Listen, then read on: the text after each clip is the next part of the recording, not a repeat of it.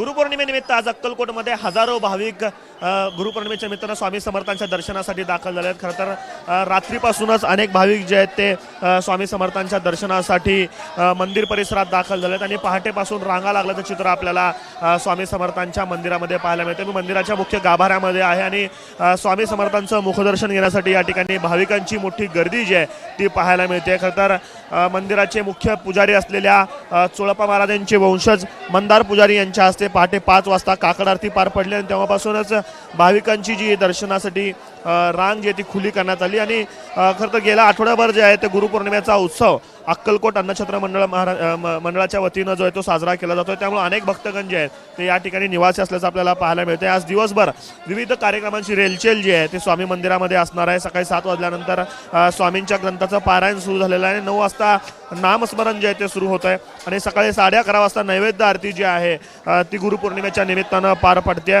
आणि दिवसभर त्यानंतर महाप्रसादाचं आयोजन जे आहे ते स्वामी समर्थांच्या मंदिरामध्ये करण्यात आलेलं आहे। खरं तर यंदाच्या वर्षी स्वामी समर्थांच्या भक्तासाठी एक आनंदाची बाब असणार आहे, कारण अन्नछत्र मंडळाचं महाप्रसाद गृह जे आहे ते त्याची पायाभरणी देखील आज या निमित्तानं होणार आहे आणि जवळपास 5 मजली असं हे अन्नछत्र मंडळ उभारण्याचं काम जे ते अन्नछत्र मंडळाच्या वतीनं करण्यात येते। तर दुसरीकडे श्री वटवृक्ष स्वामी महाराजांच्या देवस्थानाच्या या ठिकाणी देखील भाविकांची मोठी गर्दी जी आहे ती आपल्याला पाहायला मिळते।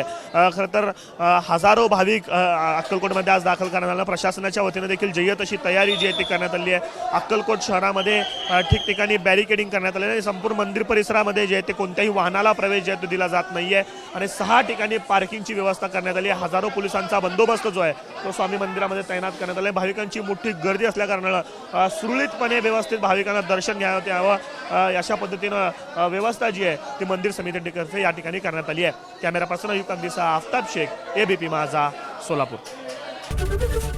एबीपी माझा, उघडा डोळे बघा नीट।